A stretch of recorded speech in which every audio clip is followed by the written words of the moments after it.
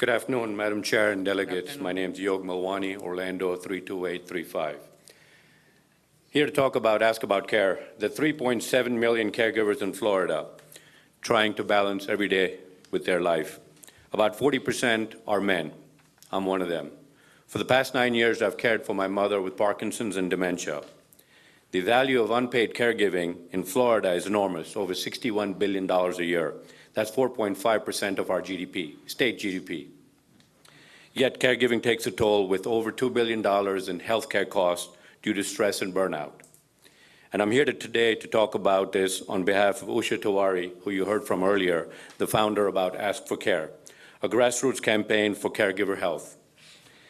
Usha and I share a journey that many Floridians live quietly every day, caring for loved ones. As a son, I never imagined I'd become a caregiver to my mother. But when that moment arrived, I showed up, rolled up my sleeves, figured out, and stayed strong. And yet, in all these years, 9 years and going, sitting in doctor's offices, juggling work and life, not one provider or my provider asked me, "Are you a caregiver?" That one simple question can change everything. The Ask About Care campaign calls for just that. Are you a caregiver in physician intake forms, hospital forms, and pharmacy screening? This can help in various different ways. In the interest of time, I'm going to cut it short and move forward to some bullet points that I'm going to skip that we'll provide to you via email. This is a compassionate, common sense solution to a growing crisis. Florida has the opportunity to lead the nation by becoming the first caregiver-friendly state. So today, on behalf of Usha and every caregiver, we ask for your support to make this simple question a standard part of care. Because when we ask about care, everyone wins. We appreciate Representative Anna Eskamani and Rita Harris's communication on this matter and hope all of you will jump on board. We welcome your ideas and any questions that you may have. Thank you for your time. Thank you.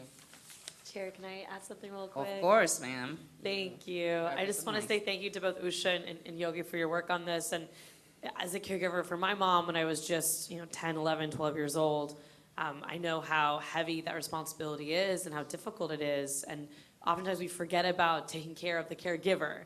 And so this simple question to be integrated into a conversation that you have with your medical provider, it just seems like a no-brainer to make sure that as caregivers you have the support that you need to maintain the support of your loved one. I just want to acknowledge too that caregivers are a huge asset to the state. You mentioned the economic impact, but when we think about our nursing shortages and just our medical practitioner shortages and also the desire for someone to age in place versus being in an institutional environment, all of that is smart economically, and it's also smart for that quality of life. So just thank you for your leadership on it. Thank you. If I may, Madam Chair, share one more statistics. There's 10,000 to 12,000 baby boomers turning 65 every day. So the numbers I shared are only going one way. That's this way. So if we don't take care about this, as Senator Smith earlier called something else a tsunami, I was watching online, this is a tsunami on steroids. Wow. Thank you. Thank you, Yog.